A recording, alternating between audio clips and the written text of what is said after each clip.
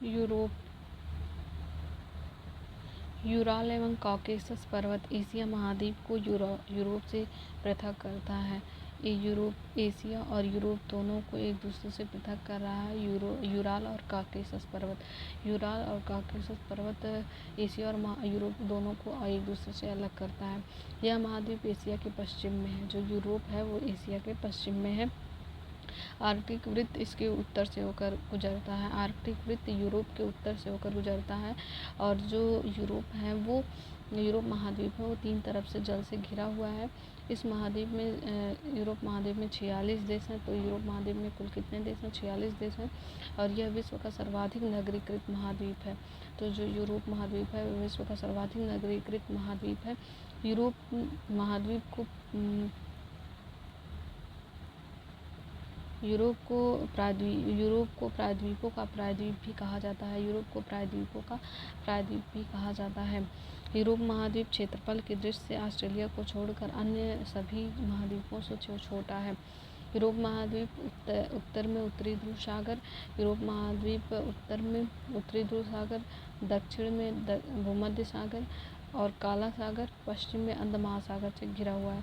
तो जो यूरोप महाद्वीप है वो उत्तर में उत्तरी ध्रुव सागर से, जो यूरोप महाद्वीप है वो उत्तर में उत्तरी ध्रुव सागर से, दक्षिण में भूमध्य सागर काला सागर से और पश्चिम में अंध महासागर से घिरा हुआ है। यूरोप का सर्वोच्च शिखर एल्बुर्ज है। तो यूरोप महाद्वीप का जो सर्वोच्च शिखर कौन सा है? एल्बुर्ज है। और ये जो एल्बुर्ज है वो रूस में स्थित है। तो यूरोप का सर्वोच्च शिखर एल्बुर्ज रूस में स्थित है। यूरोप का सर्वोच्च शिखर एल्बुर्ज रूस में स्थित है। आल्प्स की सबसे ऊंची चोटी माउंट ब्लैंक है। जो आल्प्स माउंटेन है इसकी सबसे ऊंची चोटी माउंट ब्लैंक है, फ्रांस में स्थित है। तो आल्प्स की सबसे ऊंची चोटी माउंट ब्लैंक फ्रांस में स्थित है। कि कहाँ पे, किस कंट्री में स्थित है? फ्रांस में स्थित है। आल्प्स की मैटरहॉर्न चोटी स्विट्जरलैंड एवं इटली की सीमा पर स्थित है। तो आल्प्स पर की जो सबसे ऊंची चोटी माउंट ब्लैंक है वो फ्रांस में है, जबकि आल्प्स की एक और चोटी जो मैटरहॉर्न है वो स्विट्जरलैंड और इटली की सीमा पर स्थित है। यूरोप महाद्वीप की सर्वाधिक महत्वपूर्ण नदी डेन्यूब है। तो यूरोप महाद्वीप की सबसे महत्वपूर्ण नदी कौन सी है? वो डेन्यूब नदी है। और यह ऑस्ट्रिया, बुल्गारिया, चेक, स्लोवाकिया, यूगोस्लाविया, रोमानिया से होकर बहती हुई यूक्रेन की सीमा के निकट काला सागर में गिरती है। तो यूरोप की सर्वाधिक महत्वपूर्ण नदी डेन्यूब नदी है। तो डेन्यूब नदी है यह ऑस्ट्रिया, बुल्गारिया, चेक, स्लोवाकिया, यूगोस्लाविया, रोमानिया से होकर बहती हुई यूक्रेन की सीमा के निकट काला सागर में गिरती है। डेन्यूब नदी के तट पर बुडापेस्ट, बुखारेस्ट, वियना, बेलग्रेड बंदरगाह स्थित है। तो जो डेन्यूब नदी है इसके तट पर बुडापेस्ट, बुखारेस्ट, वियना और बेलग्रेड बंदरगाह स्थित है। यूरोप की सबसे लंबी नदी वोल्गा नदी है। यूरोप की सबसे लंबी नदी कौन सी है? वोल्गा नदी है। और यहाँ पर हमने देखा सर्वाधिक महत्वपूर्ण नदी डेन्यूब नदी, सर्वाधिक महत्वपूर्ण नदी डेन्यूब नदी है और सबसे लंबी नदी यूरोप की वोल्गा नदी है। इसे डॉन नदी में मिला दिया गया है। जो वोल्गा नदी है उसे डॉन नदी में मिला दिया गया है। इससे काला सागर से होकर समुद्री जहाज महाद्वीप के भीतरी भागों में जाने लगे हैं। तो जब वोल्गा नदी को डॉन नदी में मिला दिया गया है तो इसी से होकर काला सागर से होकर समुद्री जहाज महाद्वीप के भीतरी भागों में जाने लगे हैं। यूरोप महाद्वीप का सबसे बड़ा नगर लंदन है। यूरोप महाद्वीप का सबसे बड़ा नगर कौन सा है? लंदन है, जो टेम्स नदी के तट पर बसा है। यूरोप महाद्वीप का सबसे बड़ा नगर लंदन है, जो टेम्स नदी के तट पर बसा हुआ है। तो लंदन किस नदी के तट पर बसा हुआ है? टेम्स नदी के तट पर बसा हुआ है। फ्रांस की राजधानी पेरिस है। फ्रांस की राजधानी पेरिस है, जो सीन नदी के तट पर स्थित है। तो फ्रांस की राजधानी क्या है? पेरिस। और पेरिस किस नदी के तट पर स्थित है? सीन नदी के। पेरिस किस नदी के तट पर स्थित है? सीन नदी की। पेरिस है वो सीन नदी के तट पर स्थित है। यह विश्व का सबसे सुंदर नगर माना जाता है। तो जो पेरिस है वो विश्व का सबसे सुंदर नगर माना जाता है। इसे फैशन नगरी कहा जाता है। पेरिस को फैशन नगरी कहा जाता है। और कॉन फ्रांस का एक मुख्य शहर है जो कॉन फिल्म फेस्टिवल के लिए जाना जाता है। जो कॉन है वो फ्रांस का एक प्रमुख शहर है। कॉन है वो फ्रांस का प्रमुख शहर है जो कॉन फिल्म फेस्टिवल के लिए जाना जाता है। जो कॉन फिल्म फेस्टिवल के लिए जाना जाता है। यूरोप के यूक्रेन गणराज्य विश्व का प्रमुख गेहूं उत्पादक क्षेत्र है जो विश्व का अन्न भंडार या रोटी की दलिया कहलाता है। तो यूरोप का जो यूक्रेन गणराज्य है, यूक्रेन गेहूं के उत्पादन के लिए महत्वपूर्ण है। इसे जो है विश्व का अन्न भंडार कहा जाता है। यूक्रेन को विश्व का अन्न भंडार कहा जाता है और इसे रोटी की दलिया भी कहलाता है।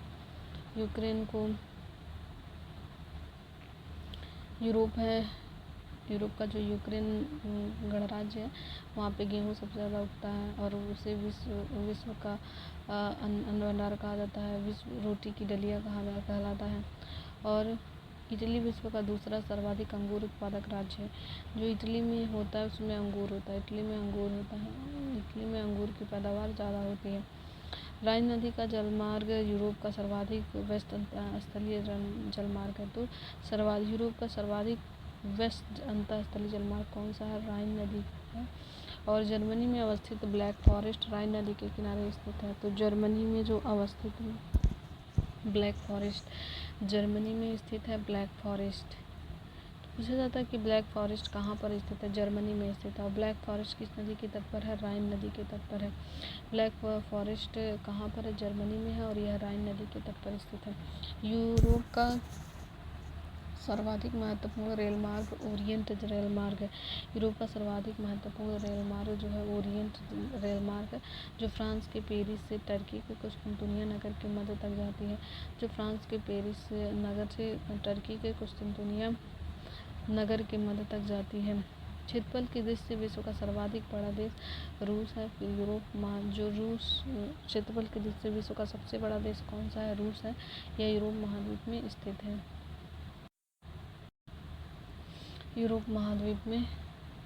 है।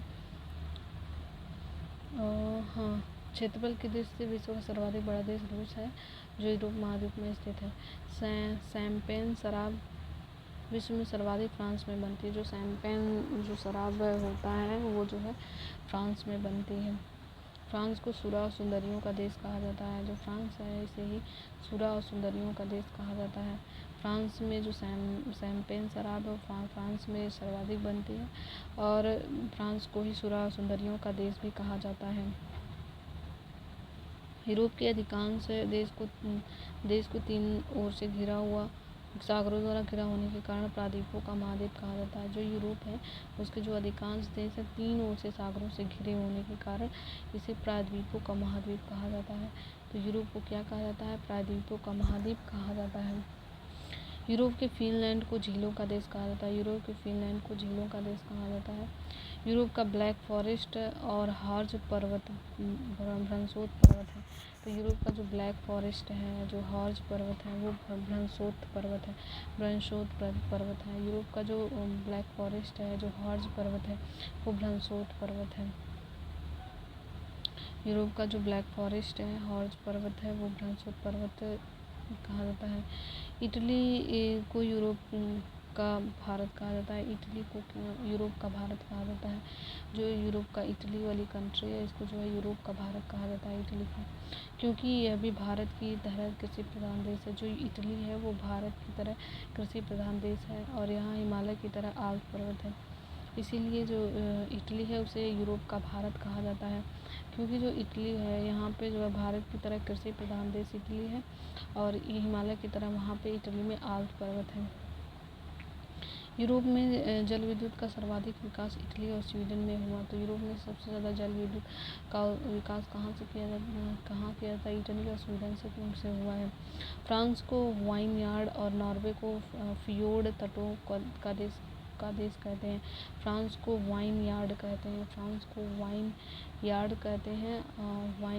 फ्रांस को वाइनयार्ड कहते हैं और नॉर्वे को फ्योर्ड तटों का देश कहा जाता है। नॉर्वे को फ्योर्ड तटों का देश कहा जाता है।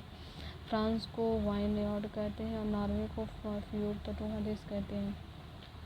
इंग्लिश चैनल फ्रांस को यूनाइटेड किंगडम से अलग करता है। जो इंग्लिश चैनल है वो फ्रांस को यूनाइटेड किंगडम से अलग करता है। जो इंग्लिश चैनल है वो फ्रांस को यूनाइटेड किंगडम से अलग करता है। जो इंग्लिश चैनल है वो फ्रांस को यूनाइटेड किंगडम से अलग करता है। फ्रांस को यूनाइटेड किंगडम से अलग करता है। डोवर जल मध्य से जाने वाली सुरंग यूनाइटेड किंगडम और फ्रांस को जोड़ती है। जो डोवर जल मध्य से जाने वाली जो सुरंग है वो यूनाइटेड किंगडम यानी कि यूके और फ्रांस को जोड़ती है। यूके और फ्रांस को जोड़ती है। और जो इंग्लिश चैनल है वो फ्रांस और यूके को अलग करती है। और जो डोवर जल है वो यूके और फ्रांस को जोड़ती है। इस रेलवे सुरंग की कुल लंबाई 50.45 किलोमीटर है। इसकी गहराई 75 मीटर है और इसकी शुरुआत 6 मई 1994 को हुआ और 14 नवंबर 1994 से यात्री सेवा की शुरुआत हुई।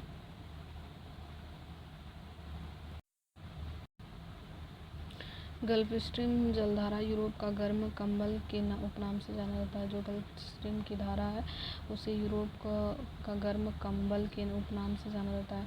स्विट्जरलैंड को यूरोप का खेल का मैदान कहा जाता है। जो स्विट्जरलैंड है उसे यूरोप का खेल का मैदान कहा जाता है। यूरोप का मरीज तुर्की को कहा जाता है। यूरोप का मरीज तुर्की को कहते हैं। यह काला सागर एवं भूमध्य सागर के मध्य स्थित है। मरमरा सागर तुर्की के एशियाई भाग और यूरोपीय भाग को अलग करता है। तो जो मरमरा सागर है वो तुर्की के एशियाई भाग और यूरोपीय भाग को अलग करता है।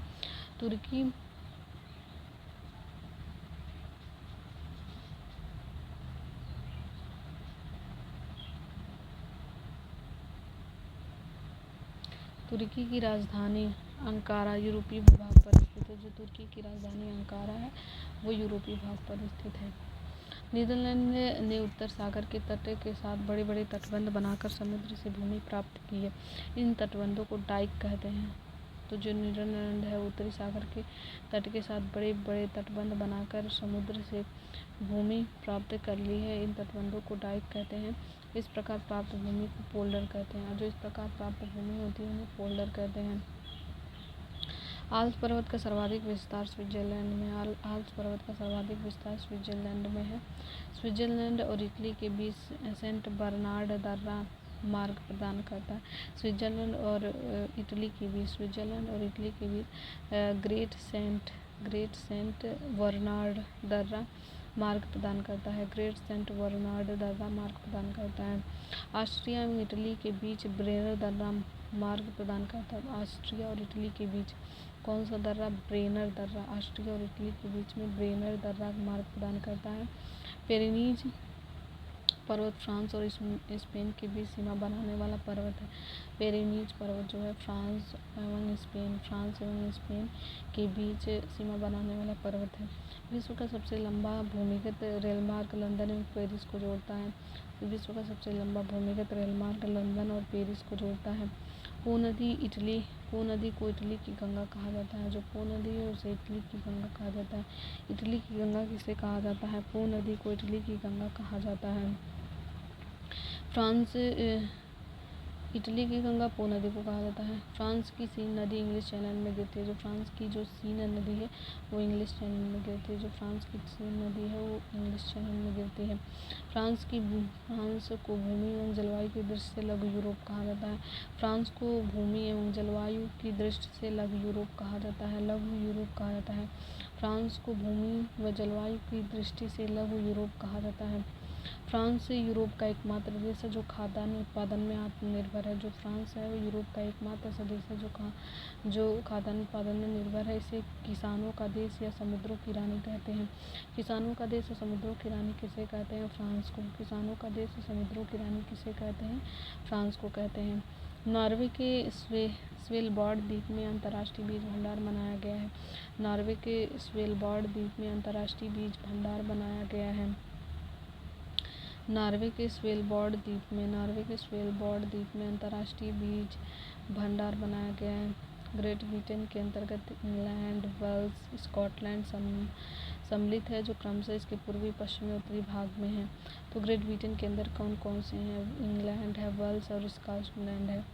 और जो क्रमशः इसके पूरब में इंग्लैंड है और पश्चिम में वेल्स है और उत्तर में स्कॉटलैंड है। उत्तरी आयरलैंड सहित ग्रेट ब्रिटेन को यूनाइटेड किंगडम कहते हैं। अगर ग्रेट ब्रिटेन अकेले कहा जाए तो इसमें 3 हैं, इंग्लैंड पूरब में, पश्चिम में वेल्स और उत्तर में स्कॉटलैंड। लेकिन अगर इसे उत्तरी आयरलैंड को भी इसमें सम्मिलित कर लिया जाए, उत्तरी आयरलैंड को, तो इन चारों को मिलाकर के यूनाइटेड किंगडम कहते हैं। इंग्लिश चैनल व डोवर जल संधि द्वारा यह यूरोप की मुख्य भूमि से अलग होता है। तो ये जो ग्रेट ब्रिटेन है वो इंग्लिश चैनल और डोवर जल संधि के द्वारा यूरोप की मुख्य भूमि से अलग है। जॉर्जिया, अर्मेनिया, अजरबैजान को संयुक्त रूप से कॉकेसस राज्य कहा जाता है।